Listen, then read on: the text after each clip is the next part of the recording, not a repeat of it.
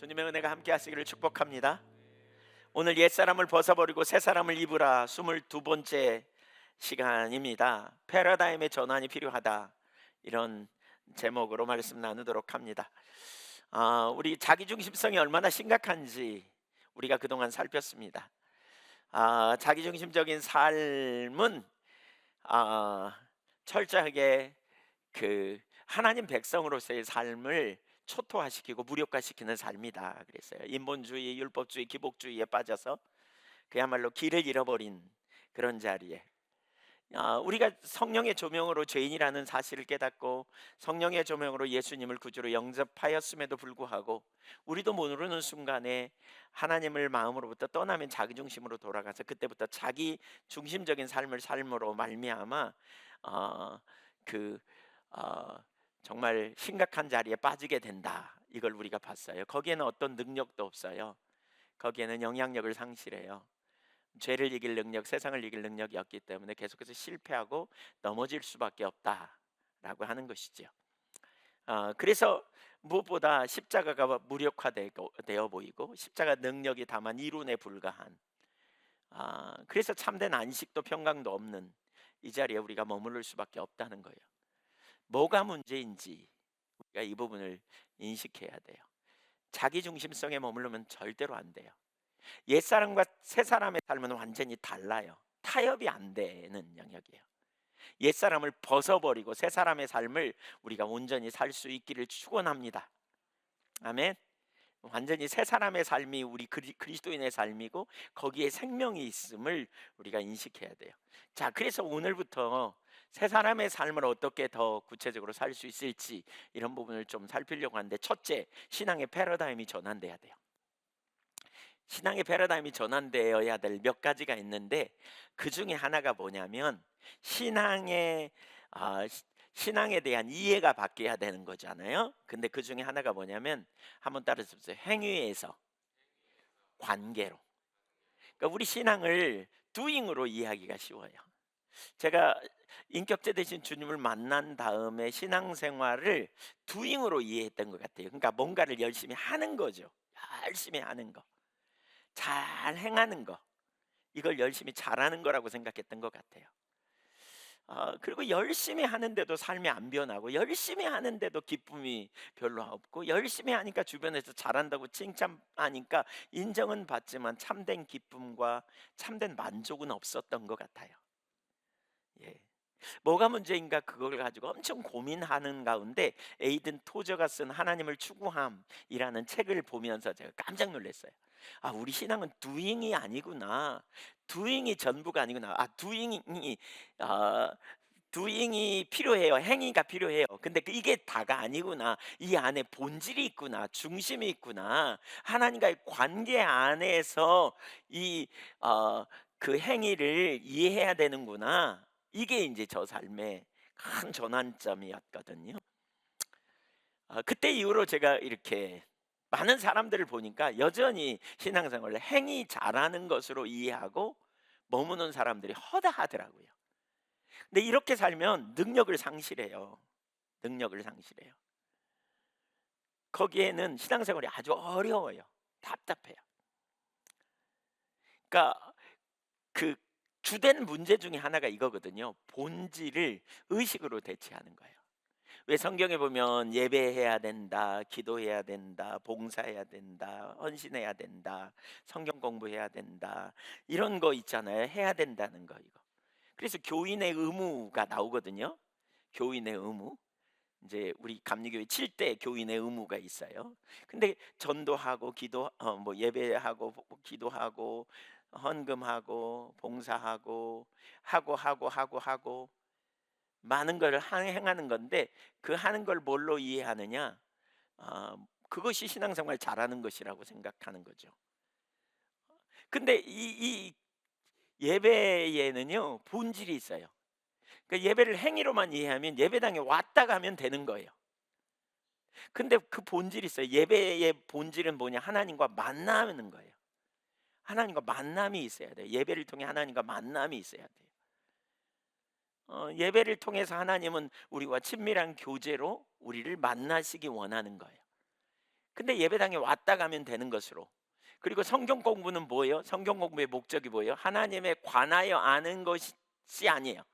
하나님에 관하여 알아요. 성경 공부 많이 하면 하나님이 누구신가, 전지하신 하나님, 전능하신 하나님, 신실하신 하나님, 능력의 하나님, 하나님의 목적이 뭔지 알아요. 근데 거기서 끝나는 게 아니에요. 거기서 끝나는 게 아니에요. 뭐예요? 지적인 동의에서 끝나는 게 아니고요. 이걸 알고 동의해서 끝나는 게 아니고 성령의 조명으로, 내가 이론으로 아는 이 지식을 성령의 조명으로 인격체이신 하나님을 아는 자리까지 가는 거예요. 그러니까 지식이 아니에요. 하나님은 전지하시다는 사실을 아는 게 아니라 전지하신 하나님을 만나는 자리로 가야 돼요. 이게 이제 성령의 조명이라 그래요. 성령께서 알게 해주시죠, 하나님이 누구인지. 전능하시다는 사실을 아는 게 아니라 전능하신 하나님을 아는 자리까지 가야 돼요. 그러니까 성경 공부의 목적이 뭐냐, 그 실제적인 삶으로까지 나아가는 게 목적이에요. 하나님에 관한 이론적인 지식을 아는 데서 머무르는 게 아니라 개인적으로 하나님을 아는 자리까지 가는. 예. 예배당도 뭐예요? 예배도 뭐예요? 이 시간 예배 자리에 참여해가지고 그냥 일정한 순서를 지키고 그냥 끝나면 집에 가고, 이게 아니에요. 이 예배가 뭐냐? 생동감 있는 하나님과의 만남의 자리로 하나님이 우리를 초청하신 거예요. 그래서 우리의 신앙이 의식을 가지고 본질을 대체해 버리면 형식적인 예배로 가게 돼 있는데, 어떤 자리로 우리가 자꾸 가게 되느냐? 순서를 지키는 거예요. 묵도로 시작해서 축도로 마치는 이 순서를 지키면 된다고 생각해요. 근데 아니에요.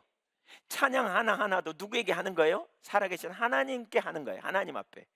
하나님이 예배의 주관자시고 예배를 받으시는 분이에요. 그래서 우리의 찬양도 그분 앞에 하는 진정한 고백이어야 되고, 그렇죠? 살아계신 하나님께 드리는 그야말로 온전한 예배여야 돼요. 기도도 마찬가지예요. 하나님이 이 기도를 들으시는 거예요. 사람 들으라고 기도하는 게 아니거든요. 살아계신 하나님 앞에 우리의 마음을 열어 그분 앞에 나가는 거예요.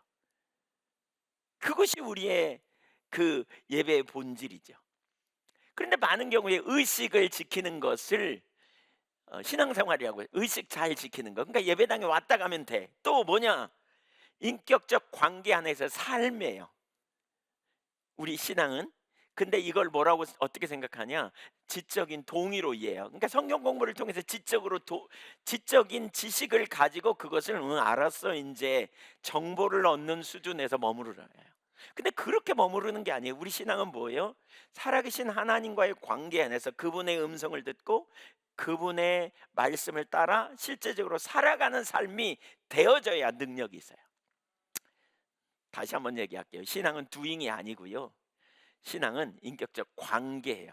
그러면 doing은 뭐냐? 행위는 뭐냐? 인격적 관계 가운데 따라오는 결과 또는 인격적 관계를 맺어가는 수단이에요. 의식은 인격적인 하나님을 알고 하나님과의 친밀한 사랑의 교제 가운데 나아가는 수단이에요. 그런데 행위로 doing으로 이해하면 이 수단 잘 지키는 것으로 그쳐요. 그러니까 에베소서 1장에 이사야 1장 12절에 그런 표현이 있잖아요. 너희가 내 앞에 보이러 오니 누가 이것을 너에게 요구하였느냐?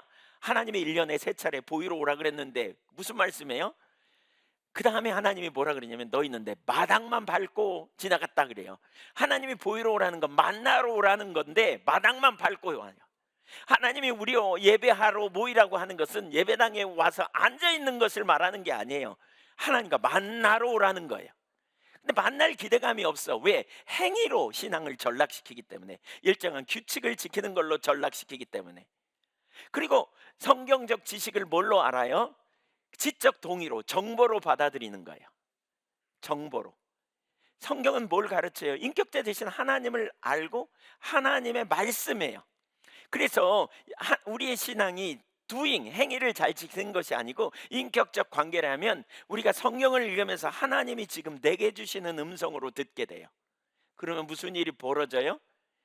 성경을 통해서 하나님이 이런 하나님이구나. 야, 하나님이 정말 살아계시구나. 야, 하나님은 능력이시구나. 나는 능력의 하나님을 믿으러 이렇게 그냥 지식으로 아는 게 아니고 이 하나님을 알게 되면 하나님을 믿음으로 신뢰하며 실제적인 삶을 살겠죠. 또 하나님의 성경을 읽다가 내가 지금 살아가는 것이 잘못된 걸 깨닫게 하면요, 하나님이 나에게 너 지금 잘못 가고 있으니까 이리 가라 이렇게 가르치는 말씀으로 받아들이는 거예요. 그러니까 어떻게 해요? 그때부터 갈등이 생기겠죠. 나는 이게 좋아서 이리 가는데 하나님은 이리 가는 게 하나님 뜻이 아니래. 그러면 갈등이 생기겠죠. 그러니까 우리가 예배드리고 날 때 어떤 때는 갈등이 있어요, 말씀 앞에서. 그러니까 그 갈등 앞에서 뭐예요? 하나님을 존중히 여기고 하나님과의 관계니까 하나님의 말씀으로 들으면 씨름이, 우리 안에서 갈등이 있고 씨름이 생겨요. 어떻게 하나? 그러면서 결국 하나님을 생각하면서 결국 우리의 삶을 조정하는 일들이 일어나겠죠. 이런 일이 있어야 우리의 삶에 변화가 생겨요. 설교를 들으면서도 마찬가지예요. 예, 이 설교를, 그러니까 예를 들면 지금 행위로 생각한다면, 그리고 말씀을 정보를 얻는 것으로 생각한다면 듣는 거예요. 설교 들으면서. 그러면서 아, 내가 나의 문제를 지적하는구나. 이렇게 살면 안 된다고. 알았어. 근데 누가 그렇게 살아? 이러고 앉아 있어요. 사회생활 해봐. 그거 쉽지 않잖아.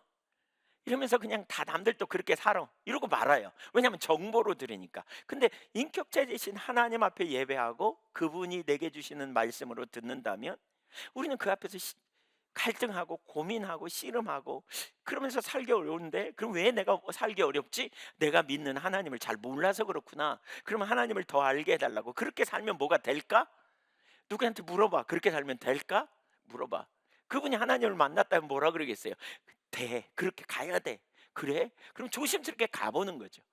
그러나 정보로 들으면 그냥 새로운 정보들을 차곡차곡 쌓는 거예요. 그러니까 입술로는 배운 대로 주여 기도하지만 실제로는 그분의 뜻을 따라 살아가는 능력도 없고 그렇게 살려고 시도도 안 하고, 그래서 심각해지는 거예요.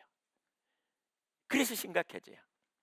여러분, 우리가 분명히 인식해야 될 참 신앙이 뭔지를 우리가 기억해야 돼요. 제가 저 개인적으로 제 삶의 전환점 중에 한 부분이 이거였거든요. 신앙은 doing이 아니고 인격적 관계구나. 하나님은 나와 친밀한 관계를 원하는구나. 그렇다면 내가 예배하는 거, 기도하는 거, 또 내가 말씀을 듣는 것은 그분의 말씀을 듣고, 내가 예배하는 건 그분 앞에서 하고, 내가 살아가는 모든 삶이 그분 앞에서의 삶이구나. 하나님을 피해서 숨을 수가 없어. 하나님을 피해서 도망갈 수가 없어. 하나님은 다 알고 계셔. 그래서 코람데오의 삶을 우리가 사는 거예요. 코람데오가 뭐예요? 코람데오란 말은, 데오란 말은 하나님이고요. 하나님 앞에서 in the presence of God, 하나님의 임재 앞에서 우리가 살아가는, 그분의 눈앞에서 살아가는 삶인 거죠. 그러니까 말하는 거, 생각하는 거, 문제가 있을 때 그분 앞에 갖고 가서 하나님 앞에서 나를 아시는, 머리털 하나까지 세신받은, 내가 뭐가 필요한지, 지금 내가 어떤 감정인지 어떤 상태인지 아시는 하나님 앞에 갖고 가서 해결해내는, 또 내가 하나님 앞에 합당하지 않은 것을 중심에 회개하는. 왜요? 인격과 인격의 관계에서는 죄의 문제가 심각하잖아요. 죄를 짓고 인격적으로 친밀한 교제 가운데 있을 수 없잖아요. 그러니까 회개하는, 이 전환이 필요해요. 이 전환. 자, 성경에서 우리가 분명하게 인식해야 될 참신앙이 뭐냐? 하나님께서 원하시는 참신앙은 인격체이신 하나님과의 친밀한 교제예요. 친밀한 교제. 따라서 하나님은 친밀한 교제를 원하신다. 누구와? 나와.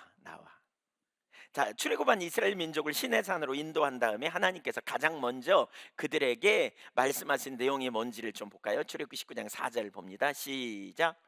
내가 애굽 사람에게 어떻게 하였음과 내가 어떻게 독수리 날개로 너희를 업어 내게로 인도하였음을 너희가 보았느니라. 누구에게로 인도했다?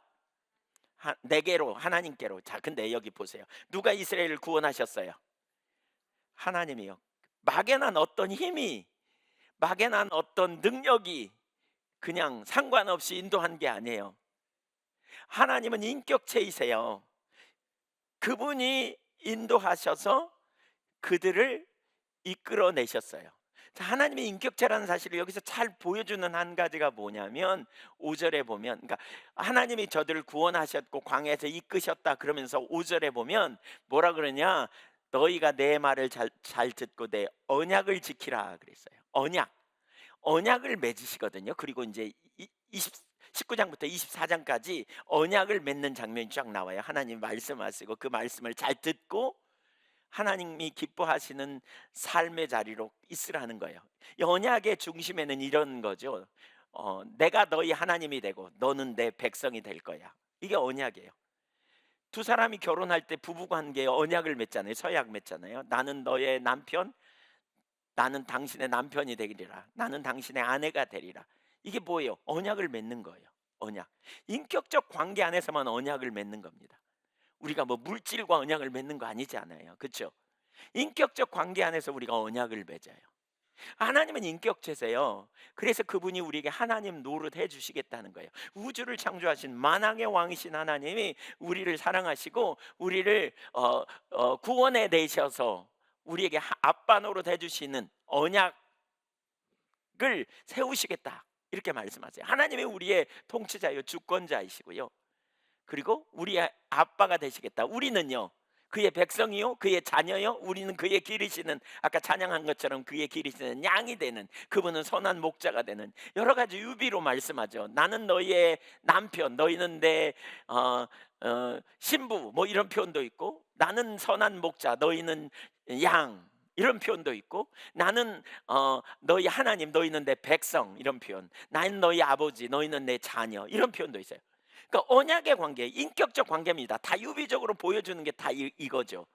인격적 관계, 인격적 관계. 그래서 언약을 지키면 그 언약의 관계에 되게 중요한 게 뭐예요? 말씀을 듣는 거, 듣고 순종하는 거죠. 인격적 관계 안에. 그렇죠? 그러면 어떻게? 너희는 모든 민족 중에서 보배로운 소유가 되겠다는 말이에요. 하나님의 특별한 소유. 그 다음에 6절에 제사장 나라, 열국 백성과 하나님 사이를 연결하는 제사장 나라가 되고 거룩한 백성, 구별된 백성이라는 거죠. 자, 하나님이 하나님의 백성들을 구원해 내셔서 언약을 맺으시고 인격적 관계로 친밀한 교제 가운데 이끌어 가시기를 원하는, 이게 하나님의 의도예요. 이게 하나님의 의도.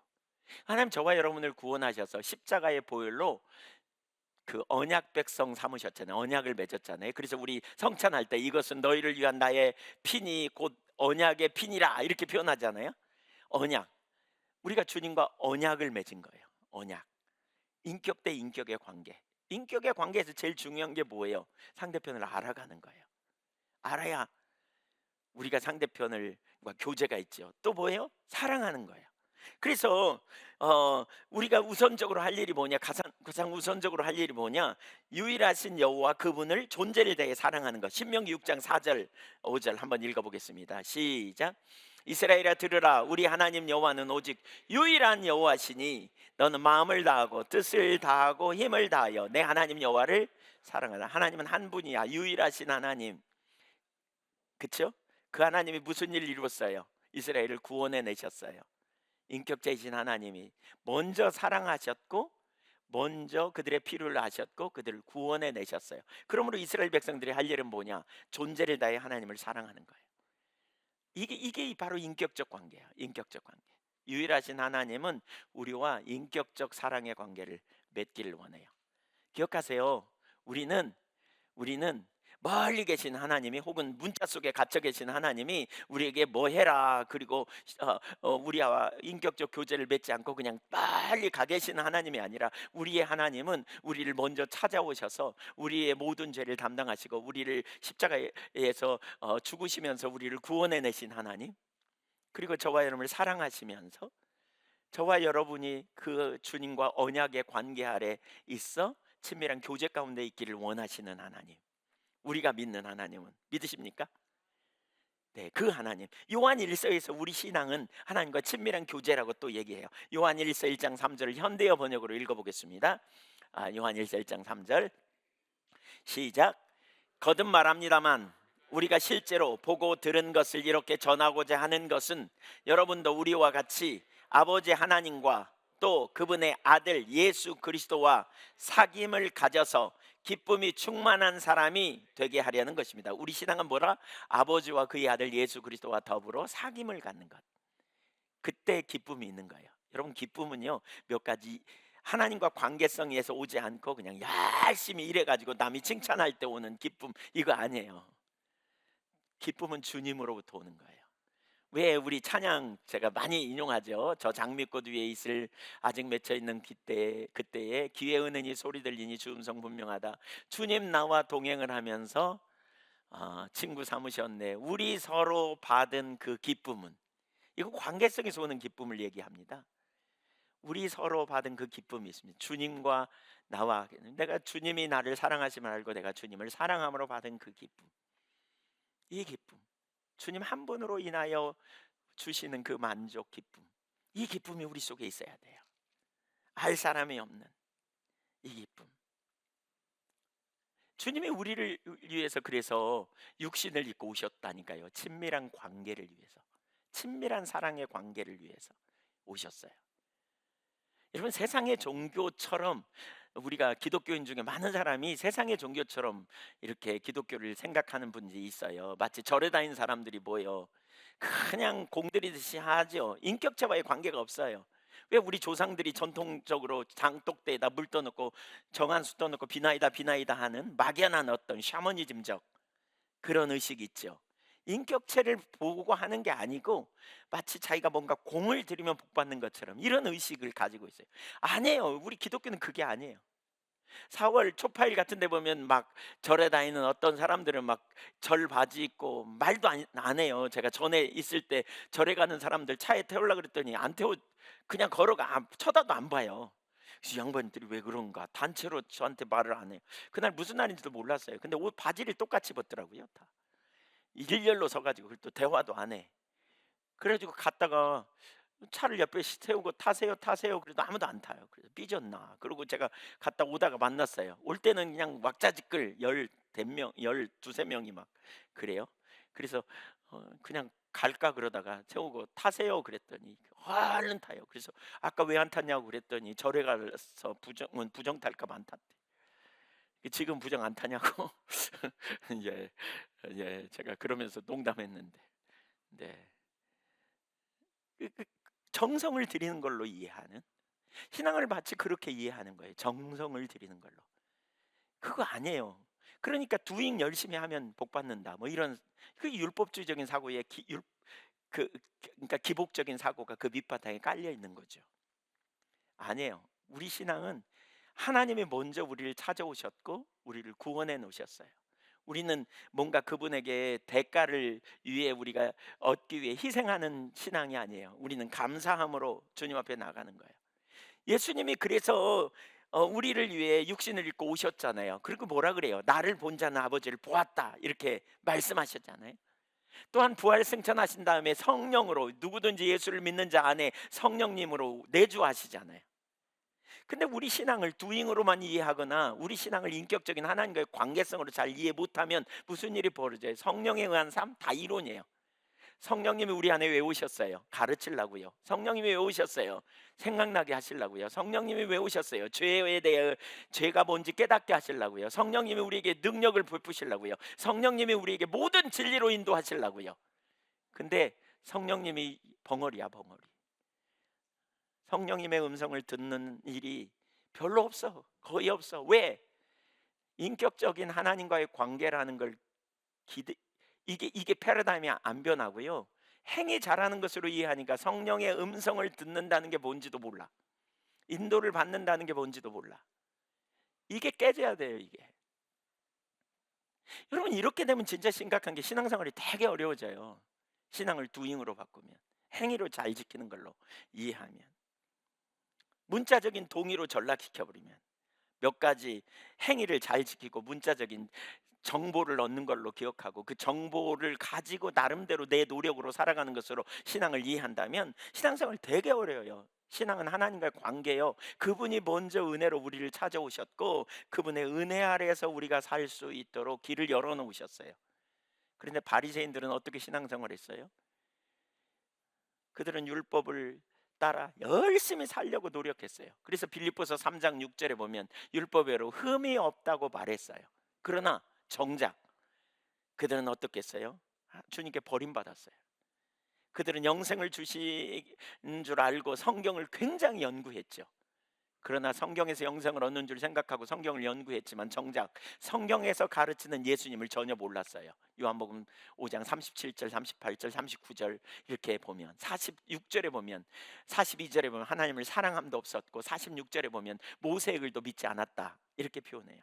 믿음이 전혀 없었어요. 그러니까 삶에서는 그 말씀이 그 속에 거하지 않았다 이런 표현이 있어요.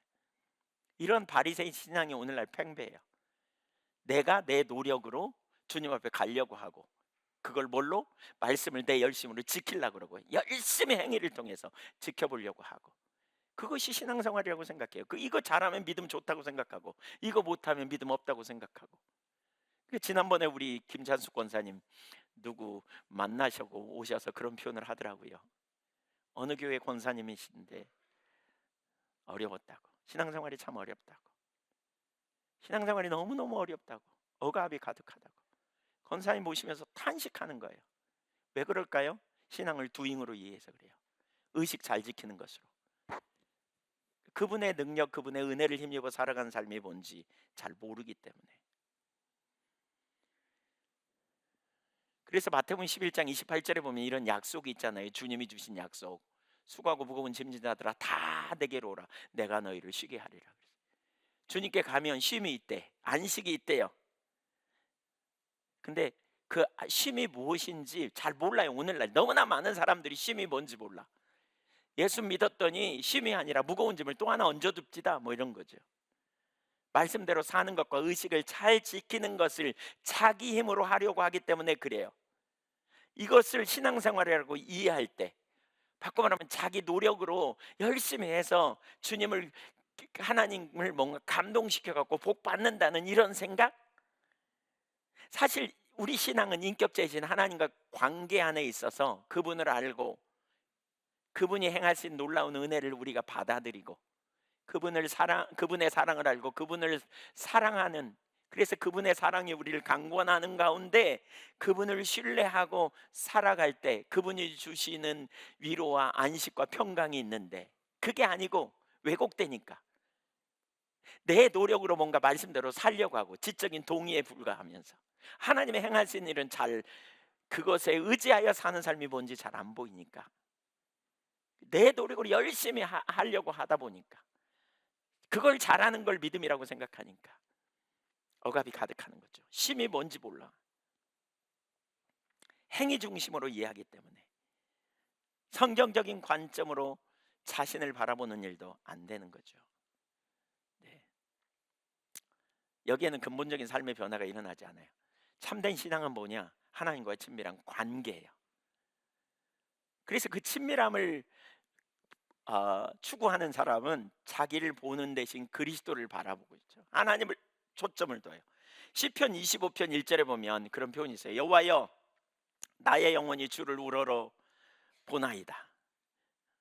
초점을 하나님께 두는 거죠. 시편 25편 15절 내 눈이 항상 여호와를 바라보면, 시편 123편 2절 상전의 손을 바라보는 종들의 눈같이, 여주인의 손을 바라보는 여종의 눈같이 우리의 눈이 여호와 우리 하나님을 바라보며 우리에게 은혜 베풀어 주시기를 기다리나이다.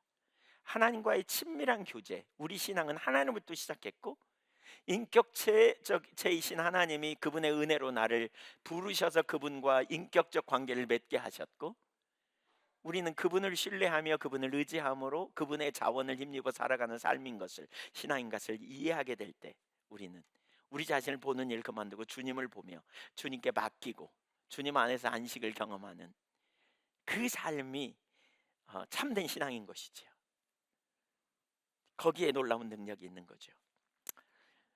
패러다임이 전환돼야 돼요. 자, 한번 여러분께 여쭤볼게요.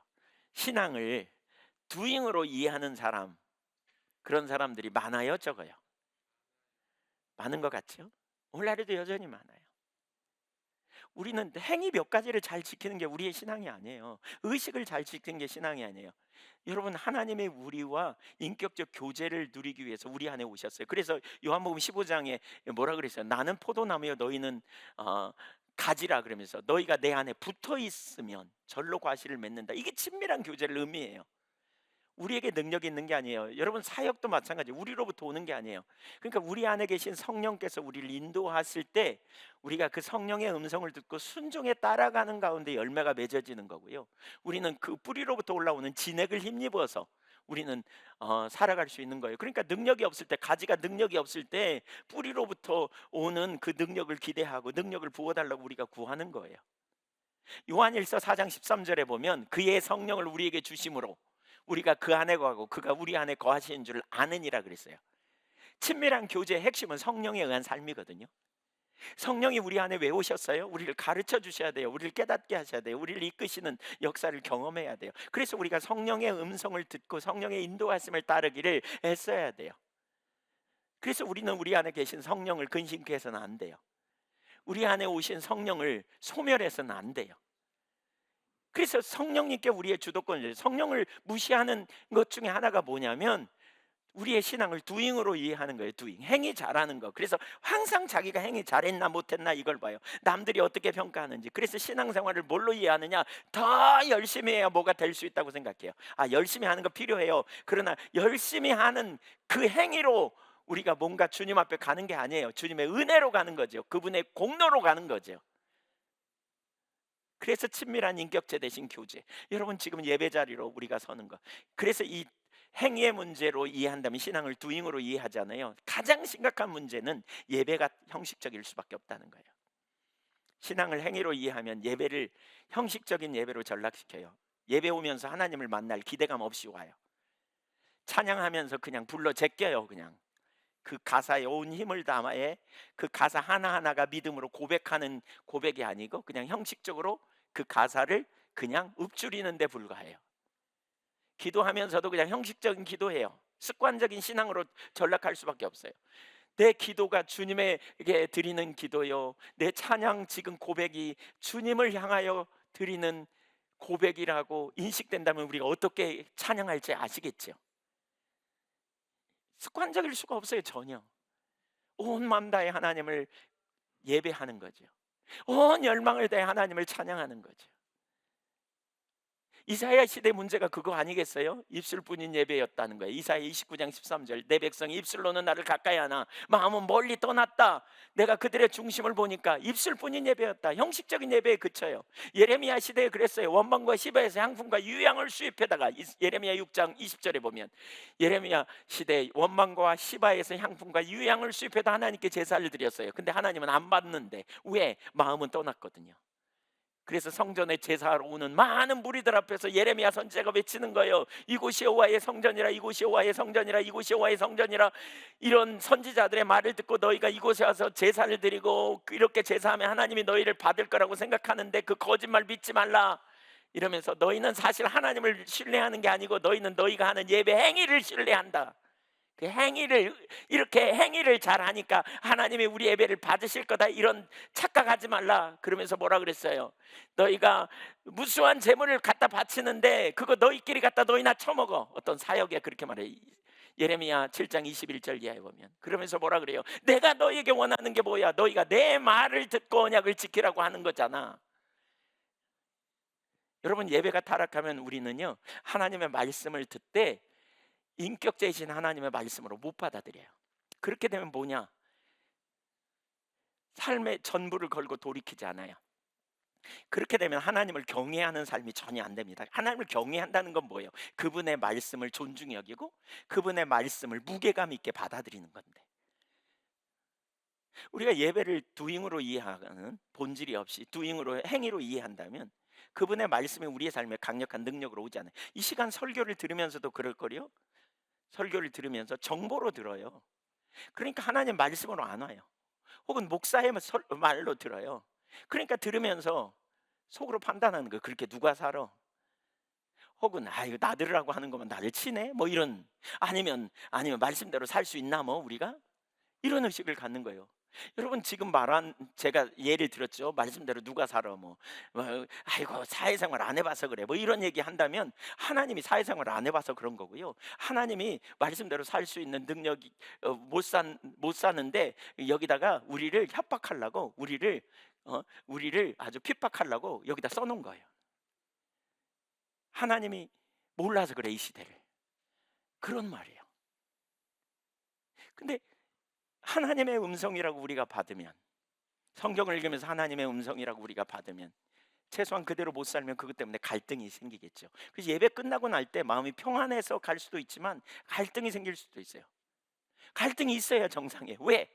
나는 이 길로 가는 게 좋은 것 같은데, 이 길로 가야 돈이 되는데, 설교를 듣다 보니까 이 길이 아니네, 이리 가라 그러네. 그러면 설교 시간 들으면서 정리가 됐어, 끝나버렸어. 그러면 주님 의지하고 기쁨으로 나가겠지만 정리가 금방 안 되잖아요. 어떤 때는 아이고, 그렇게 살면 손해 볼 텐데 그렇게 살면 어떻게 되나? 그러면 나가면서 얼굴 어두울 수도 있어요. 왜요? 부딪히니까.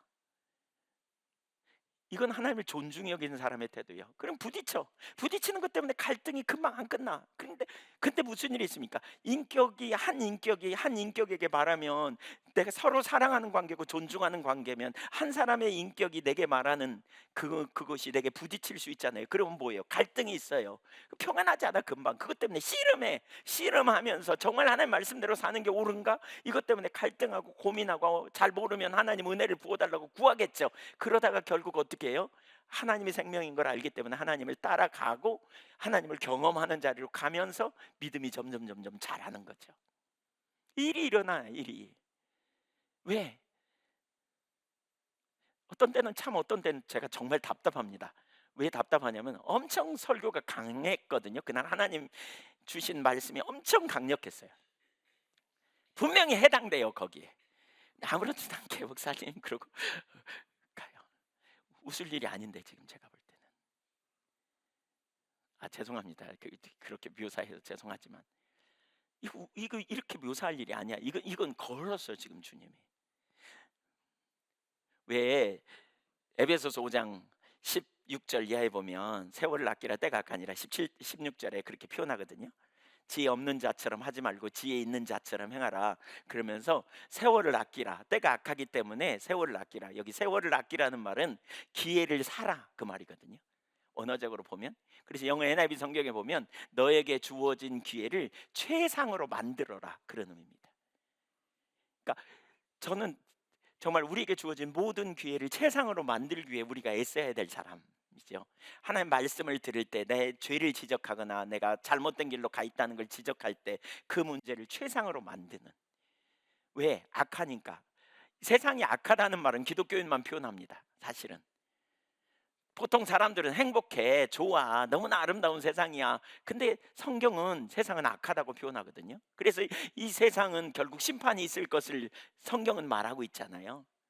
그럼 우리가 기독교인으로서 그걸 인식하면서 이 땅에서 주어진 기간 동안 우리가 뭐예요? 하나님의 뜻이 뭔지 찾고 구하고 그 뜻을 향해 나아가고, 그렇게 되어질 때에 우리 삶에 놀라운 승리가 있음을 가르치고 있는 거죠.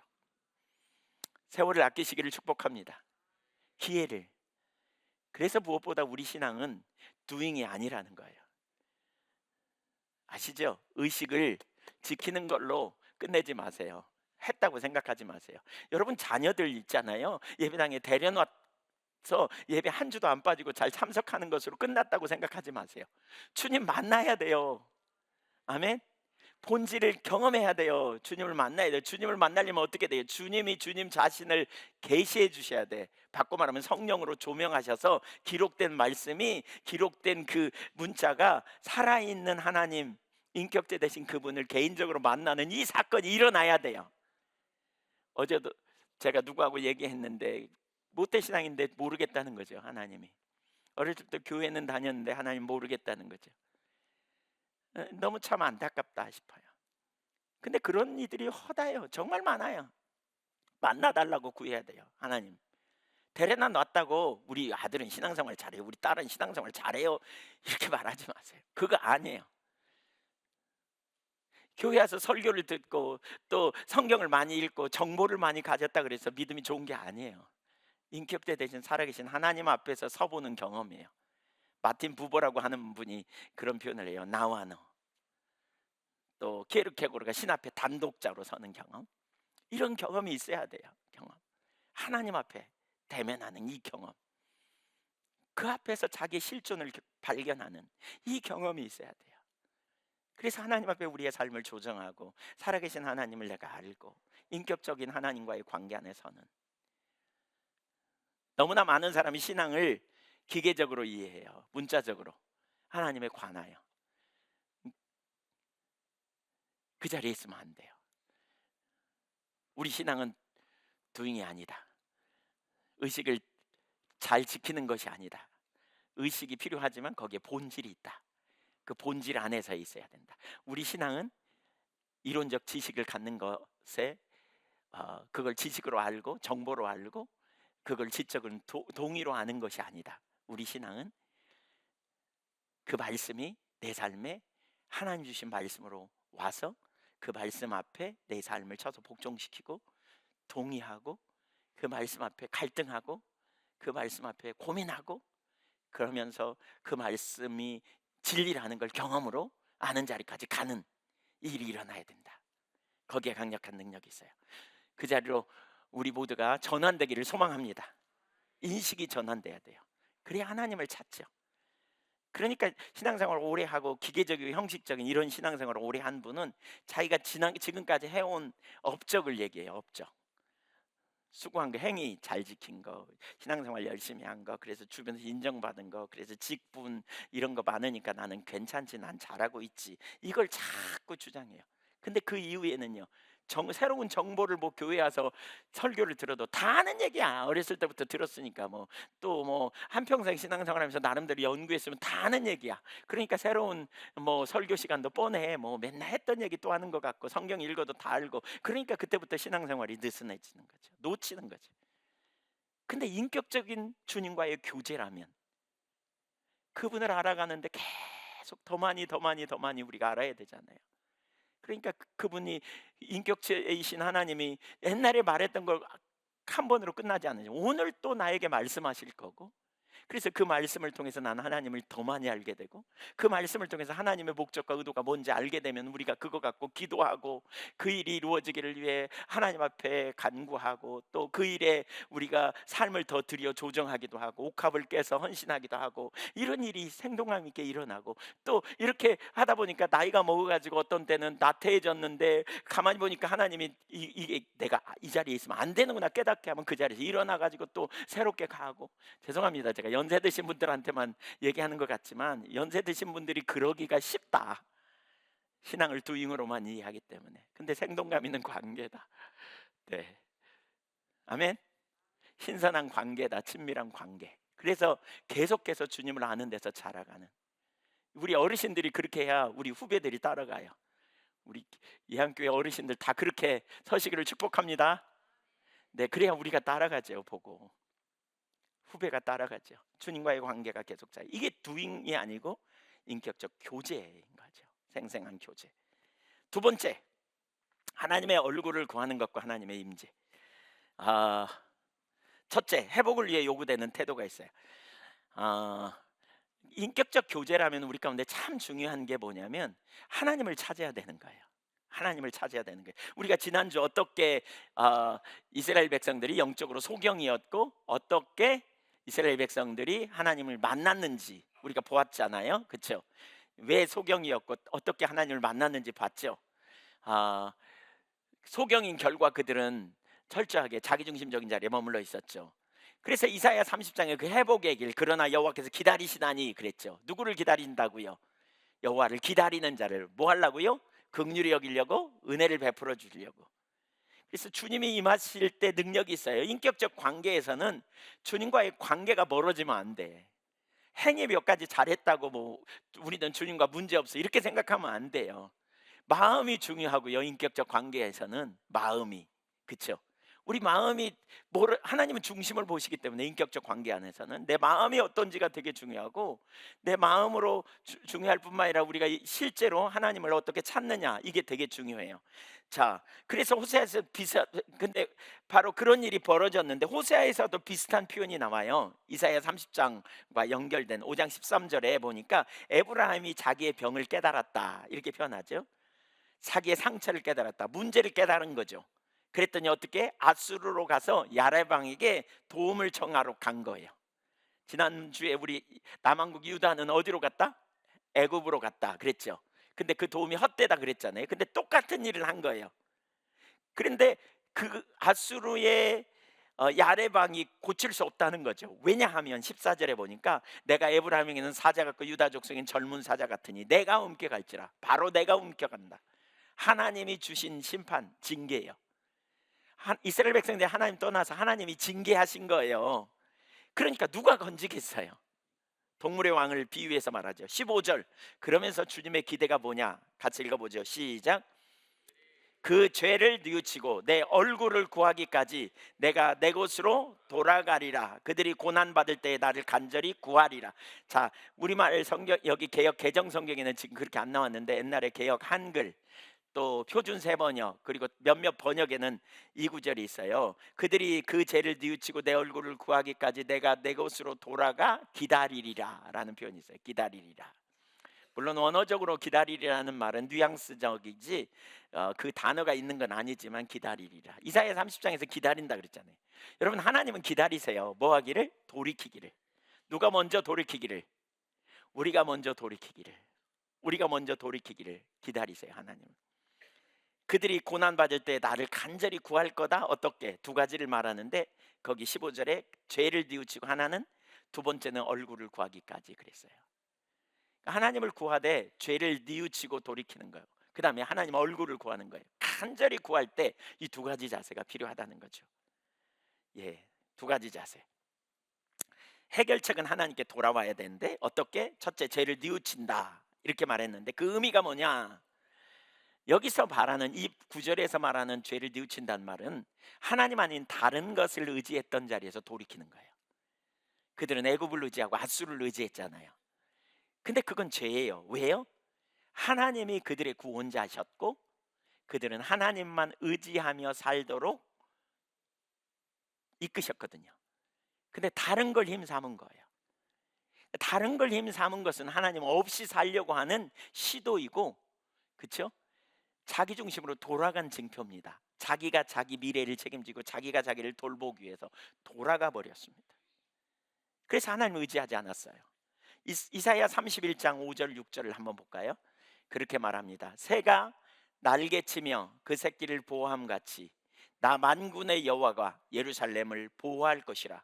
그것을 호위하며 건지며 뛰어넘어 구원하리라 하셨느니라. 이스라엘 자손들아 너희는 심히 거역하던 자에게로 돌아오라.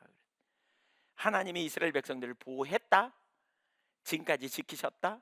그런데 너희는 나 아닌 다른 걸 의지했다.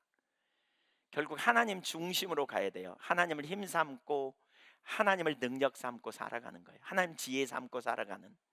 근데 다른 자에게로 돌아간 거예요. 이걸 거역하다는 거예요.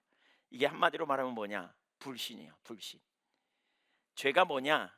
하나님 의지하지 않은 게 죄예요. 요한복음 16장 9절에 죄에 대하여라 함은 그들이 나를 믿지 아니하며. 하나님 믿지 않은 게 불신. 이게 죄예요.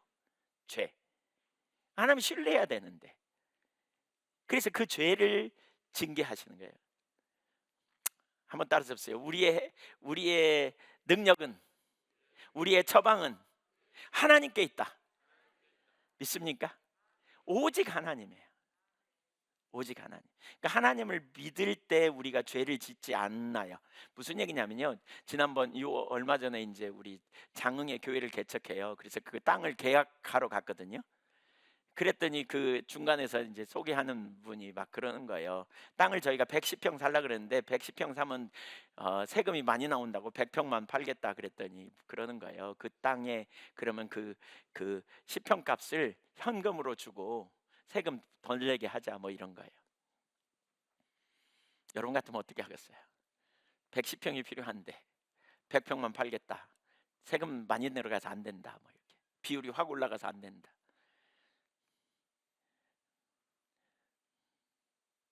세상적인 방법으로는 그렇게 가면 훨씬 유익이고 그분도 유익이고 우리도 뭐 조금 그렇게 하면 깎을 수도 있겠죠. 뭐 현금으로 주고 세금 안 내니까 좀 깎아달라 이럴 수도 있겠죠. 그래서 유익이라고 생각할 수도 있어요. 그러나 하나님 보시기에 그건 합당하지 않은 거죠. 그랬더니 그 중개하는 분이 상당히 그러더라고요. 그러면 나중에 원망 드릴 거라고 뭐 이렇게 표현하기도 하고 뭐 하고. 괜찮다고 그냥 우리 그렇게 하겠다고. 그래서 그렇게 하고 왔습니다. 제가 그때 이런 생각이 들었어요. 다 사람들은 하나님의 기준을 따라 살지 않고 세상적인 방법으로 가는데 그때 얼마나 유혹이 될까 이런 거죠. 눈 한번 감으면 유익도 생기고 도움이 되는데 어떻게 할까? 그래서 유혹이 꽤 됐겠다. 네, 여러분 중에 어떤 분은 그런 눈으로 쳐다보시는 것 같아요. 아이고 목사님 별 생각을 다 하네 이런. 안 그런다면 죄송하고요. 저 같은 기질의 사람은 유혹이 꽤 있을 것 같아요. 여러분은 어떠신가요? 유혹이 될까요? 안 될까요? 될 것 같아요? 네, 조금 될까요? 많이 될까요? 네, 네, 많이 될 것 같죠. 근데 그러니까 하나님을 못 믿는다면 사실은 우리는 인본적으로 막 가게 돼요. 이게 죄라는 말이 그런 의미죠. 그런 의미. 하나님은 출애굽할 때 이스라엘 백성들을 당신의 눈동자 보호하는 것처럼 보호하셨다. 이런 표현이 성경에 나오죠. 그래서 이스라엘 백성들이 하나님만 의지할 때 놀라운 승리를 얻었어요. 근데 지금 하나님 의지하지 않는 거죠.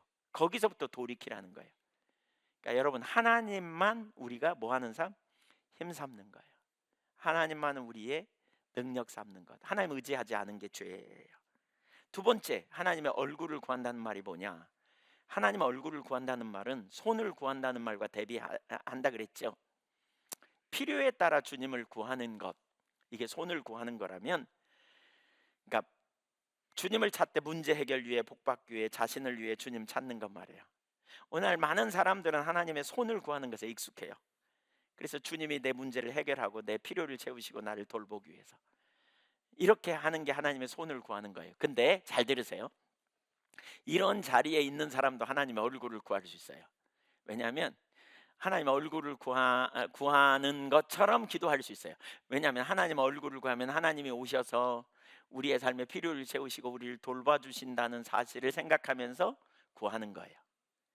근데 그 중심에 들여다볼 게 있어요. 여러분께 여쭤볼게요. 여러분 하나님의 얼굴을 구합니까? 하나님 얼굴을 구하기로 선택하십니까? 하나님 필요를 위해 하나님 구하는 게 아니라 하나님 자신을 구하십니까? 저 아멘 소리가 별로 현재 그러기를 작정하십니까? 네, 근데 이걸 염두에 두셔야 돼요. 여러분 그러면 하나님을 구하면 하나님이 오시거든요. 하나님 임하세요. 성경에 그게 약속이고요. 그렇게 하나님 하세요. 근데 하나님이 임하시면 있잖아요. 기준이 높여져요. 하나님이 임하시면 기준이 높아지세요. 무슨 기준이 높아지냐? 여러분 사도행전에 보세요. 아나니아와 삽비라가 거짓말했다고 죽었거든요. 오늘날 이 시대에 거짓말했다고 죽어요? 안 죽어요. 왜 그럼 그 시대는 있었고 이 시대는 없었을까요? 하나님이 임재하셔서 그래요. 여러분 하나님이 능력으로 임하시면 기준이 높아져요. 출애굽기 33장에 보면 하나님이 거기 3절에 보면 이런 표현을 해요. 나는 약속의 땅 가나안 너희와 함께 안 들어가겠다. 너희에게 내 사자를 보내서 주겠다. 그러면서 3절에 뭐라 그러냐면 너희가 목이 곧은 백성이거든. 한마디로 말하면 너희는 징하게 말 안 듣는 백성이야. 그러니까 내가 너희와 함께 가면 너희 나한테 다 죽어. 기준이 높아가지고요. 하나님은 죄를 민감하게 다루시는 분이에요. 하나님은 자기 뜻대로 가는 것 내버려 안 둘 수도 있다는 거예요. 거룩하시기 때문에. 그분은 죄를 미워하기 때문에.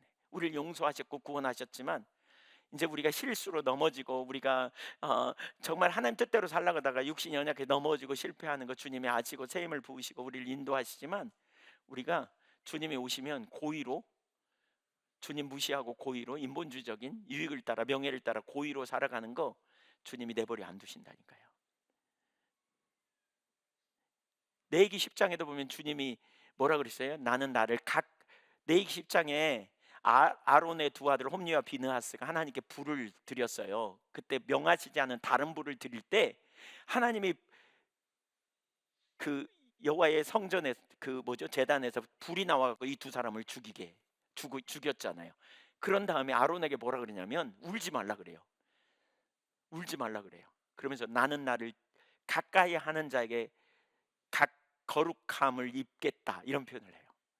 하나님이 오시면 여러분 우리의 삶에 거룩함의 기준이 높아져요. 그러니까 우리가 기억할 필요가 있어요. 그러니까 하나님의 얼굴을 구하는 삶을 살 때 하나님이 우리에게 오시는데 우리가 하나님을 돕는 수준으로 여기는 그런 관점에서 우리가 주님의 얼굴을 구하면 되는 게 아니에요.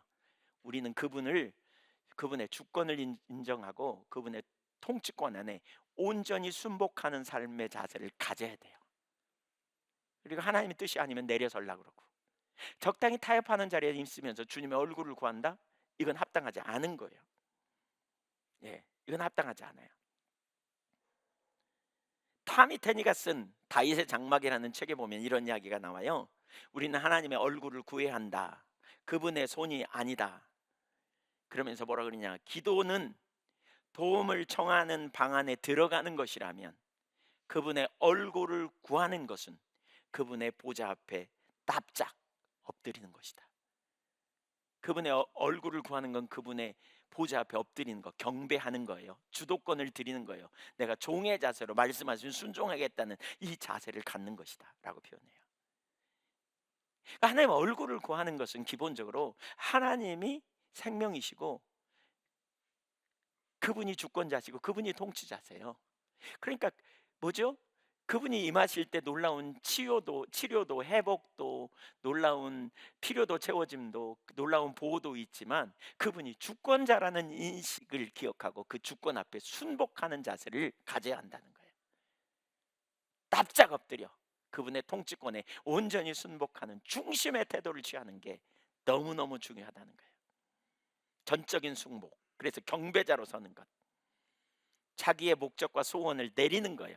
목적과 소원이 있지만 하나님의 뜻에 합당하지 않으면 기꺼이 조정하는 거예요. 이 자세. 그래서 하나님 알기를 권하고 그분의 임재 가운데 있기를 갈망하는 자세로 가는 거죠. 이것이 하나님의 얼굴을 구하는 중심의 태도인 거죠. 중심의 태도. 우리는 그분 자신을 구해야 되는데, 하나님 얼굴을 구하는 것은 내 목적이 시커멓게 살아서 얼굴을 구하면 하나님 오셔서 내 삶이 잘 되겠지? 여러분, 그렇게 되면 이게 진정한 얼굴을 구하는 태도가 아니에요. 완전한 순복이에요. 주님 말씀하시면 내가 나아가리다. 주님 뜻이 아니면 내가 서리다. 주님은 나의 왕, 통치자, 주권자, 소망이십니다라는 고백 가운데 서는 삶, 이거예요. 두 번째, 하나님 얼굴을 구하는 기도. 하나님 얼굴을 구하는 기도를 그럼 구체적으로 어떻게 해야 하는가? 몇 가지를 살펴보죠. 시간이 많지 않으니까 빨리 요약해서. 첫째, 하나님의 영광의 임재를 구하는 것입니다. 바꿔 얘기할까요? 하나님은 오시기를 기도하는 거예요. 하나님이 우리의 삶에 임하시기를 구하는 거예요. 임하시기를. 하나님이 함께 하실 때 하나님의 백성들에게 놀라운 승리가 있었거든요. 그러나 하나님의 임재를 거두실 때 심각한 문제예요. 에덴 동산에서 아담이 하나님을 떠날 때 모든 문제가 시작됐잖아요. 이처럼 이스라엘이 범죄하자 하나님의 얼굴을 가리시거든요. 그러자 그들은 재앙을 만나요. 신명기 31장 16절 17절 한번 읽어볼까요? 시작. 또 여호와께서 모세에게 이르시되 너는 내 조상과 함께 누우려니와 이 백성은 그 땅으로 들어가 음란히 그 땅의 이방신들을 따르며 일어날 것이요 나를 버리고 내가 그들과 맺은 언약을 어길 것이라. 내가 그들에게 진노하여 그들을 버리며 내 얼굴을 숨겨 그들에게 보이지 않게 할 것인즉 그들이 삼킴을 당하여 허다한 재앙과 환난이 이들에게 임할 그때에 그들이 말하기를 이 재앙이 우리에게 내림은 우리 하나님이 우리 가운데 계시지 않은 까닭이 아니냐 할 것이라. 무슨 얘기예요? 모세가 죽고 난 이후에 그들이 가나안 땅에 들어가면 하나님 떠나 이방신을 섬길 거라는 거죠. 그때 하나님이 뭐라고요? 진노하여 내 얼굴을 숨겨 그들에게 보이지 않게 될 때 그들이 삼킴을 당하고 대적에게 허대한 재앙과 환난 임할 거라는 거예요. 그러면 그들이 그때 그럴 거라는 거예요. 하나님 왜 우리를 안 도와줬냐, 그리고 나를 원망할 거라는 거죠. 그때 18절, 또 그들이 돌이켜 다른 신들을 따르는 모든 악행으로 말미암아 내가 그때에 반드시 내 얼굴을 숨기리라. 심판은 하나님의 얼굴을 숨기는 거예요. 하나님의 얼굴을 숨기는 건 임재를 거두는 거예요. 하나님의 얼굴은 하나님의 임재를 상징하고요, 하나님의 임재를 거두는 것은 뭐냐? 심판이 오는 거예요. 그러니까 하나님의 백성들이 하나님의 임재가 거쳐 있는 삶이 얼마나 비극인지를 알아야 돼요. 그래서 그런 상황이라면 그들이 할 일은 하나님을 찾는 거예요. 하나님 구하는 거예요. 하나님의 얼굴을 구하고 그분의 임재를 구해야 돼요. 그래서 호세아 6장 1절에 뭐라 그랬어요? 하나님이 얼굴을 구하기까지 기다리리라 그랬는데 그때 뭐라고요? 오라 우리가 여호와께 돌아가자. 여호와께 돌아가야 된다는 거예요. 여호와께. 그러면서 여호와께 돌아가야 될 이유가 뭐야? 여호와께 돌아가면 찢으셨지만 싸매어 주시고 치셨지만 치유하실 거라는 거죠. 돌아가는 거예요, 여호와께. 이스라엘 백성들이 금송아지를 만들고 하나님을 배반했잖아요. 출애굽기 32장에. 그러자 하나님이 그들을 진노하시겠다, 진멸하시겠다고 말할 때 모세가 중보기도 하고, 하나님이 그러자 용서하시겠다고 말씀하시는데 그 다음에 뭐라 그래요? 나는 가나안 땅 너희와 함께 안 갈 거야. 너희에게 가나안 땅 줄게. 내 사자를 보내서 가나안 땅 찾아게 할게. 근데 난 너희와 안 갈 거야. 너희가 목이 곧아서 다 죽어 나한테. 그랬더니 모세가 어떻게 합니까? 출애굽기 33장 7절에 보니까 진 밖에다가 회막을 쳐요.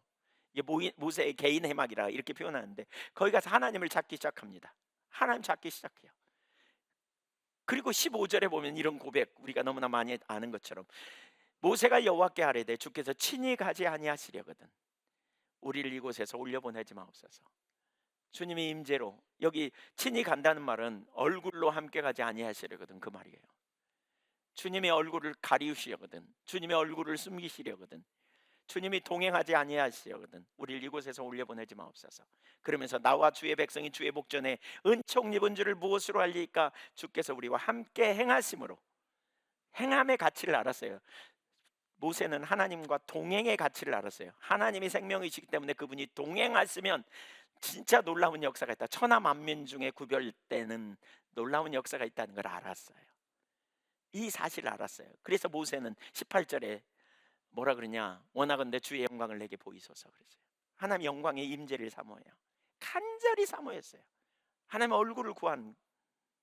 하나님 없이는 가나안의 풍요도 의미가 없다는 걸 그는 알았어요. 그래서 하나님을 구하고 있는 거예요. 그분이 함께 하시면 돼요. 여러분, 주님이 생명이시기 때문에 주님이 우리와 함께 하시면 필요한 순간에 만나도 주시고, 필요한 순간에 홍해도 가르고, 필요한 순간에 쓴물을 단물로 바꾸고, 필요한 순간에 메추라기를 보내셔서 필요를 채워주시는 분이시에요. 아멘. 여러분, 그 사실을 알아요? 근데 지금 우리에게 그 임재가 없어. 그런 역사들이 별로 없는 것 같아. 그래서 그때 바로 우리가 하나님 얼굴을 구하는 거예요. 이사야 선지자가 그 시대의 현실을 알았을 때 하나님이 임하시지 않으면 어떤 소망도 없음을 알았어요. 그래서 그는 하나님을 찾았어요. 이사야 8장 17절 몇 구절 쭉 보겠습니다. 이제 야곱의 집에 대하여 얼굴을 가리시는 여호와. 지금 무슨 상황이 벌어진지 아시겠죠? 심판.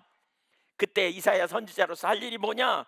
나는 여호와를 나는 기다리며 그를 바라보리라. 하나님 외에는 대안이 없음을 알기 때문에 하나님을 바라보고 기다린다. 여기 바라보고 기다린다라는 말은 하카, 카와 이 두 단어인데요. 이 말은 하나님이 오시기를, 임재를 사모하는 그 자세를 갖는 거예요. 하나님 오시지 않으면 어떤 대안도 없는. 제가 전에 죽전교회에 있을 때 그런 경험이 있다 그랬잖아요. 복음 전도하기가 너무너무 어려워가지고 전략을 달라고 기도했는데 기가 막힌 생각을 주셔서 사람들이 왔는데, 문제는 그들이 복음을 못 알아들어, 말씀을 못 알아들어요. 그래서 정말 너무 힘들었어요. 그러다가 어느 날 성령으로 하지 않으면 안 된다, 결국 주님이 오셔야 된다. 이사야 64장 6절에 보면 이사야 64장에 보면 1절 2절에 보면 하늘을 가르고 강림하사 불이 섭을 사는 같이 불이 물을 끓은 같게 하옵소서. 부흥이에요, 부흥. 그래서 하나님 임하여 달라고 저희가 기도했다 그랬잖아요. 그런 가운데 하나님의 성령께서 임하시면서 놀라운 역사가 일어났거든요. 주님이 오시면 돼. 주님이 오시면. 바로 이걸 본 거예요. 하나님의 얼굴은 누가 구하냐? 이걸 보는 사람들이 구하는 거예요. 이사야 30장 18절에도 그러나 여호와께서 기다리시나니, 지난주에 읽었죠? 이게 하카입니다. 하카. 예, 하카. 기다리며 바라본다. 거기 이사야 아까 8장 17절에 나오는 이사야 64장 6절도 볼까요? 이 구절은 지난주에 봤으니까 시작. 주 외에는 자기를 앙망하는 자를 위하여 이런 일을 행한 신을 옛부터 들은 자도 없고 귀로 들은 자도 없고 눈으로 본 자도 없었나이다. 여기 자기를 앙망하는 자, 이게 하카라는 단어로 하나님을 기다린다는 거예요. 개입과 구원하심을 기다리는 거예요. 강력한 임하심을 구하는 거예요. 이 문제에 개입하시고 구원해 내시기를 기다리는 거예요. 이런. 근데 재밌는 것은 이 구절을 고린도전서 2장에서 바울 사도가 인용하면서 뭐라 그러냐? 앙망하는 자를 하나님을 사랑하는 자, 하나님이 자기를 사랑하는 자라고 표현하고 있어요. 한번 읽어보죠. 시작. 기록된 바 하나님이 자기를 사랑하는 자들을 위하여 예비하신 모든 것은 눈으로 보지 못하고 귀로 듣지 못하고 사람의 마음으로 생각하지도 못하였다 함과 같으니라. 하나님의 얼굴을 구하는 것은 하나님을 기다리는 거고요. 그 기다리는 자는 누가요? 사랑하기 때문에 기다리는 거예요. 사랑하는 자라고 표현하고 있어요. 하나님을 여러분, 하나님 자신을 구하는 거예요. 그러기 위해서 무엇보다 그분의 사랑을 알고 그분을 사랑하며 그분의 임하셔야 역사가 일어나는. 예. 그래서 우리가 정말 하나님의 임재를 그렇게 사모하는, 모세는 하나님의 영광을 그렇게 임재를 구했잖아요. 출애굽받은 이스라엘 백성들은 기적을 구했지만 모세는 하나님의 임재를 구했다. 시편 107편 103편 7절에 보면 이스라엘 백성들은 그의 행위를 모세에게, 그의 행사를 이스라엘 자손에게 알리셨도다. 여기 행위는 하나님의 의도, 길을 말합니다. 하나님의 의도와 하나님의 길을 모세에게 알리셨어요. 왜냐하면 모세는 하나님의 길을 구했거든요. 출애굽기 33장 12절 13절에 보면 주님의 길을 알려달라고 구했거든요. 그의 행사는 뭐냐? 기적이에요. 능력이에요. 문제 해결이에요. 이스라엘 백성들이 수많은 문제 해결을 경험했지만 하나님의 마음과 하나님의 의도는 전혀 몰랐던, 이스라엘 백성들의 관심은 하나님의 얼굴이 아니고 자기 필요였어요. 근데 하나님의 얼굴을 구하는 자들을 하나님이 쓰시고요, 그들의 삶에 임하셔서 놀라운 역사를 이루세요. 다윗도 마찬가지예요. 다윗도 시편 27편, 우리 유명한 구절이죠. 하도 많이 봤어. 4절 많이 봤잖아요. 예, 여호와께 내가 바랐던 유일한 한 가지 소원, 이 얘기 되게 많이 했죠. 내가 내 평생에 여호와의 집에 살면서 여호와의 아름다움을 바라보며 그의 성전 사모하는 것이라. 근데 이 구절을 보면, 앞뒤를 보면 다윗이 엄청난 어려움을 경험하는 상황에 이렇게 하나님 얼굴을 구한 거예요. 8절 보세요. 너희는 내 얼굴을 찾으라 하실 때 내가 마음으로 주께 말하되 여호와여 내가 주의 얼굴을 찾으리이다 하였나이다. 9절. 주의 얼굴을 내게서 숨기지 마시고 주의 종을 노하여 버리지 마소서. 지금 고통스러운 거예요. 주는 나의 도움이 되셨나이다. 나의 구원의 하나님이여 나를 버리지 마시고 떠나지 마소서. 지금 아주 힘든 상황이죠. 바로 그런 상황에 다윗이 뭐예요? 하나님 얼굴을 구했어요. 여기서 얼굴을 구한 건 그분의 임재를 구하는 거예요. 그분 자신을 구하는 거예요. 14절. 너는 여호와를 기다릴지어다. 강하고 담대하며 여호와를 기다릴지다. 여기 기다릴지다 그 같은 맥락의 단어들입니다. 여호와 자신을 구하는 거예요. 하나님 자신을. 하나님이 오셔야 소망이 있어. 자, 보세요. 하나님의 얼굴을 구하는 기도 첫 번째는 하나님을 기다리는 거예요. 그분의 임재를. 무슨 어떤 기도인지 이해하시죠? 하나님이 오셔야 생명이 있어요. 하나님은 오시고 역사하셔서 저와 여러분을 승리케 하실 거예요. 믿으십니까? 네. 그분이 함께 계시면 그분이 길을 내세요. 그분이 능력이세요. 여러분, 우리가 이 삶을 살자고요. 주님께 붙들림 받아요 사는, 주님의 얼굴을 구하는 거예요. 집중적으로. 그러니까 얼굴을 구하는 것과 관련해서 두 번째는 하나님의 뜻이 이루어지기를 구하는 기도를 해야 돼요. 마태복음 6장 33절. 너희는 먼저 그의 나라와 그의 의를 구하라. 그리하면 이 모든 것을 너희에게 더하시리라. 하나님의 임재를 구하는 것과 함께 그분의 뜻을 구하는 자리로 우리가 가야 된다. 아까 나눴지만 하나님의 임재는 기준이 높아지는 거고요. 그래서 우리가 그분의 뜻을 알기를 자꾸 사모하고 열망해야 돼요. 제가 시편 1편에 보면 이런 구절 있잖아요. 복 있는 사람은 악인의 꾀를 쫓지 아니하며 죄인의 길에 서지 아니하며 오만한 자의 자리에 앉지 아니하는도다. 이게 뭐예요? 이게 하나님의 뜻을 쫓는 사람의 모습이에요. 그래서 하나님의 얼굴을 구하는 사람은 동시에 하나님의 안 기뻐하는 삶에서 하나님의 뜻을 알기를 구하고 하나님 안 기뻐하는 삶에서 자꾸 돌이키는 거예요. 악인의 길에 서지 않아. 악인이 살아가는 거. 교만한 자의 자리에 앉지 않아요. 여호와의 율법을 주야로 묵상해요. 제가 그 구절을 보면서 좀 찔렸어요. 시간을 어떻게 보내는가, 세월을 아끼라, 이것과 연결해서 보면서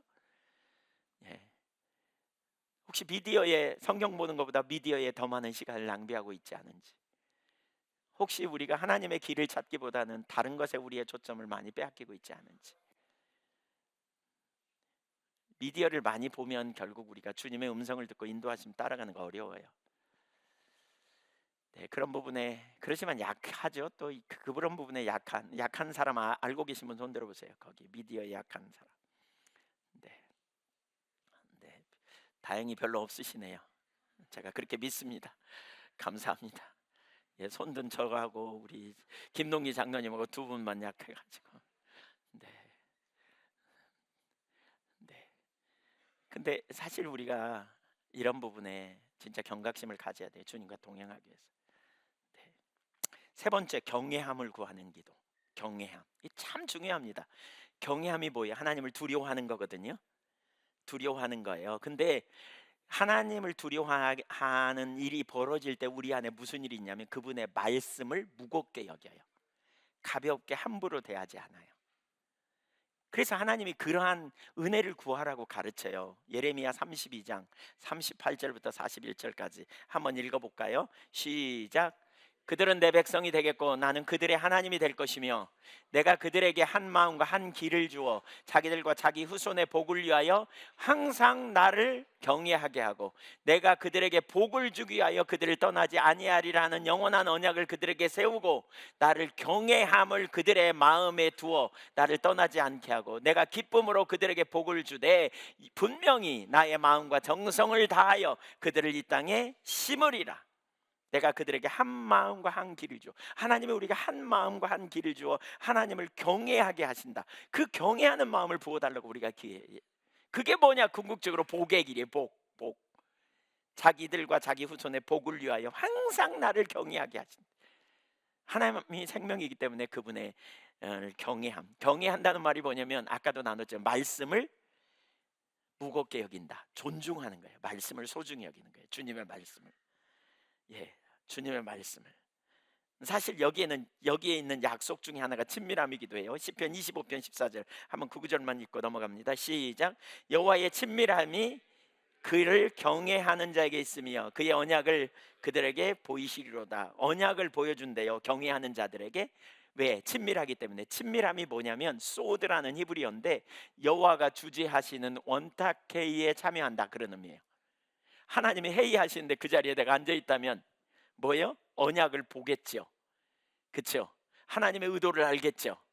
여러분 주를 경외함으로 그 자리에 여러분 모두가 있기를 축복합니다. 하나님의 의도, 길이 선명하게 보이는. 네 번째, 하나님 알기를 구하는 기도. 호세아 6장 3절에 하나님이 원하시는 삶이 뭔지, 우리가 여호와를 알자, 힘써 여호와를 알자. 하나님을 알자는 말은 성경 공부에서 알자 이 수준이 아니라 그랬죠. 인격제 대신 하나님을 알자. 그래서 알기를 사모해야 돼요. 사모해야 돼요. 근데 우리가 이렇게 사모하고 여호와를 알기를 구하면 그가 새벽비처럼 이른비처럼 장마철에 비 오는 것처럼 아침에 일어나면 해가 뜨는 것처럼 이렇게 규칙적으로 하나님 만나주시겠다 그 말이고요. 에베소서 1장 17절 우리 주 예수 그리스도의 하나님 영광의 아버지께서 지혜와 계시의 영을 너희에게 주사 하나님을 알게 하시고 그랬어요. 하나님이 우리에게 하나님을 알게 하시는 만큼 능력이 있어요. 제가 시간이 없어서 지금 살펴보기가 좀 그런데요. 그러니까 우리의 믿음은 행위 몇 가지를 잘 하는 게 아니에요. 지적 동의가 아니에요. 믿음은 뭐냐면 하나님을 알고 하나님과의 신실한 하나님과의 관계예요. 관계. 그냥 제가 신명기 6장 25절을 읽다가 그 주석을 찾아봤거든요. 근데 거기에 두란노에서 나온 하우 주석이라고 이제 그 주석이 있는데 그 주석을 찾아봤더니 이렇게 말하더라고요. 신명기 6장 25절이 이런 구절이에요. 우리가 그 명하신 대로 이 모든 명령을 우리 하나님 여호와 앞에서 삼가 지키면 그것이 곧 우리의 의로움이라 할지니라. 근데 뭐라고 말하냐 하우 주석에, 그러니까 행위를 잘 지키면 의로움을 얻는다는 것처럼 인식하기 쉽다. 그러나 율법을 지키는 행위는 여호와께 대한 사랑과 경외심과 신뢰에서 나온 것임을 염두에 두어야 한다. 따라서 율법을 지키는 행위는 여호와의 사랑에 대한 응답이다. 그러니까 그리스도의 사랑이 강건함으로 우리가 말씀에 순종하는 삶이 되는 거지 이 말이에요. 그러면서 창세기 15장 6절에 아브라함이 하나님을 믿으니 이를 저의 의로 여기셨다 이런 구절을 인용하면서 이 말씀은 아브라함이 경외심과 하나님을 신뢰하는 마음이 있었기 때문에 그래서 하나님께서 이를 의롭게 여기신 거다 이렇게 의로움을 받았다는 거예요. 그러면서 말하자면 의로움이란 의로움이란 어떤 행위가 아니라 하나님과의 바른 관계성, 언약의 하나님과의 사랑의 관계성에서 오는 것이다. 하나님에 대한 신뢰, 하나님에 대한 사랑이 없이 하나님의 법을 순종할 수 없다. 하나님과의 바른 관계를 유지할 수 없다. 그리고 몇 가지 행동을 행함으로 의롭다고 칭함을 받을 수 있는 게 아니다. 우리 아시잖아요. 행함으로 의롭다함을 받을 수 없는 거 아시죠? 그렇죠? 그래서 관계성이에요. 관계성. 하나님이 우리에게 율법을 주시고, 그러나 우리 속에서 할 수 없기 때문에 은혜로 함께 하셨고, 우리가 때를 따라 돕는 은혜를 얻고 긍휼하심을 받기 위해 나가면 주님이 은혜를 부으셔서 우리 연약함을 아시는, 우리를 동정하시는 주님이 우리 안에서 사시면서 그 능력을 우리가 살게 해 주시는 거죠. 네, 이러한 기도, 네 가지 기도 기억나세요? 하나님, 첫째 한번 얘기해 보세요. 뭐예요? 하나님의 임재를 구하는 기도. 두 번째, 하나님 뜻이 이루어지기를 구하는 기도. 세 번째, 경외함을 구하는 기도. 네 번째, 하나님 알기를 구하는 기도. 이때 어떤 자세로? 잠언 2장에 보면 이렇게 표현합니다. 어떤 자세가 있느냐? 2장 4절 5절. 은을 구하는 것처럼, 금을 구하는 것처럼, 감추인 보배를 찾는 것처럼 그렇게 찾으면 5절, 여호와 경외하기를 깨달으며 하나님을 알게 될 것이다. 그만큼 은을 금을 구하는 것처럼 그렇게 하나님 찾으라. 예수님은 마태복음 7장 7절에 구하라 그리하면 너희에게 주실 것이요, 찾으라 그러면 찾아낼 것이요, 문을 두드리라 그리하면 너희에게 열릴 것이니, 구하는 이마다 받을 것이요, 찾는 이는 찾을 것이요, 두드리는 이에게 열릴 것이니라. 이렇게 구하는, 네, 이 삶이 저와 여러분에게 넘치기를 축복합니다. 이 삶을 우리가 구해야 돼요. 마지막 한 가지 더 해야 돼요. 근데 일부 예배에서도 못했어요. 그런데 5가지를 제가 이렇게 이야기만 나눈 거 바치려고요. 이렇게 하나님을 찾으면 하나님이 임하세요. 그러면 임하실 때 무슨 일이 일어나느냐? 5가지를 볼 수 있어요. 제가 5가지를 볼 수 있다 그랬는데 대표적으로 여러분 나중에 한번 읽어보시면 좋겠어요. 출애굽기 34장에 보면 모세가 그렇게 하나님 영광을 구할 때 하나님 임하실 때 어떤 일이 일어났는가 5가지. 또 이사야 6장에 보면 하나님이 임재하실 때 무슨 일이 일어났는가. 또 모세가, 아니 베드로가 그 물고기를 잡고 난 이후에 어떤 일이 일어났는가. 뭐 여러 부분에서 하나님이 임하실 때 무슨 일이 일어났는가를 볼 수 있어요. 또 사도행전에 하나님이 임하실 때 무슨 일이 일어났는가. 5가지인데요. 첫째는 하나님이 임하시면 하나님을 알게 돼요. 그분의 성품을 알게 돼요. 그분의 성품. 하나님이 모세에게 뭐라 그랬어요? 여호와라 여호와라 자비롭고 은혜롭고 노하기를 더디하시며 인자와 긍휼이 풍성하신 하나님이라.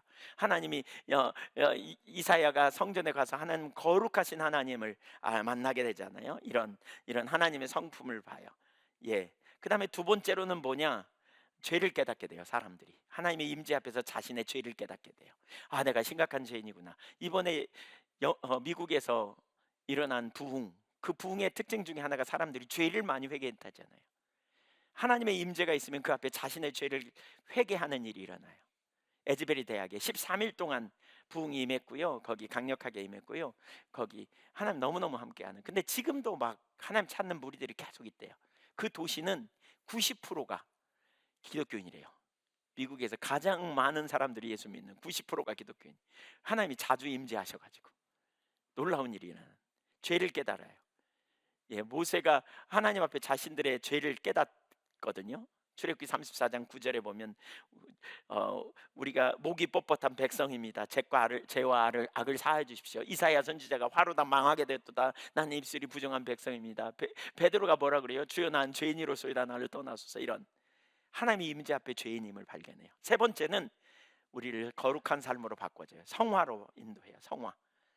하나님의 영광의 임재가 있으면 성화, 거룩한 삶으로 우리가 변화돼요. 예, 고린도후서 3장 18절 같은 데가 그런 것 나타나죠. 성화의 삶. 네, 이사야 6장에 보면 정결한 삶으로 죄가 사여지는 역사가 있는 또 뭐 이런 일들. 네 번째는 하나님의 마음을 깨달아 자신의 삶을 헌신해요. 그러니까 비전을 가져요.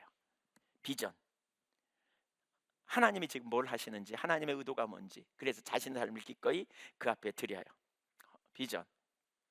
마지막 5번째는 내게 있는 문제들이 하나님의 관점으로 이해되기 시작해. 과거에는 이해가 안 됐어. 어떻게 납득이 안 됐어. 근데 하나님의 관점으로 이해되기 시작해요. 하나님이 임재하시면 풀려지지 않은 문제가 해결되기 시작해요. 저는 과거에 저희 어머님이 이렇게 돌아가셨을 때 저는 엄청 기도했거든요. 근데 결국 돌아가셨어요. 그때 제 마음이 참 이해가 안 됐어요. 왜 하나님이 그렇게 기도했는데 안 들어주셨나. 나중에 깨달았어요. 제가 하나님의 의도를 정확히 발견했어요. 하나님이 임재하실 때 이걸 알 수 있어요. 5가지 한번 보시죠. 첫째가 뭐라고요? 하나님을 알게 된다. 둘째, 하나님 임하시면. 두 번째, 죄를 깨닫게 된다. 세 번째, 무슨 일이 있다? 거룩한 삶. 예, 거룩한 삶이 된다. 성화의 삶. 그렇죠? 예, 그래서 뭐죠? 정결한 백성이 되는 거예요. 네 번째, 무슨 일이 벌어진다고요? 비전을 발견하는, 하나님의 의도를 알게 돼요. 우리 청년들 비전 뭔지 모르겠어요 그랬죠. 집중적으로 하나님 찾으세요. 그리고 하나님의 영광의 임재 안에서 여러분 하나님의 의도가 뭔지 깨달아질 거예요. 그때 여러분의 삶을 드리면 돼. 5번째, 하나님이 이해되지 않은 문제들, 하나님의 관점으로 세상을 보게 하는 놀라운 일이 일어나요. 거기에 신앙의 성숙이 일어나는 거죠. 거기에. 설교를 마치면서 결론적으로 돌아보십시오. 여러분의 신앙은 어떻습니까? 하나님과의 생생한 관계입니까? 아니면 몇 가지 행위를 잘하는 것으로 전락시켰습니까? 관계는 끝나지 않습니다. 관계는 중단되지 않습니다. 관계는 점점 가면 갈수록 무르익고 깊어져 갑니다. 우리 어르신들 관계는 점점 깊어져 갑니다. 아멘.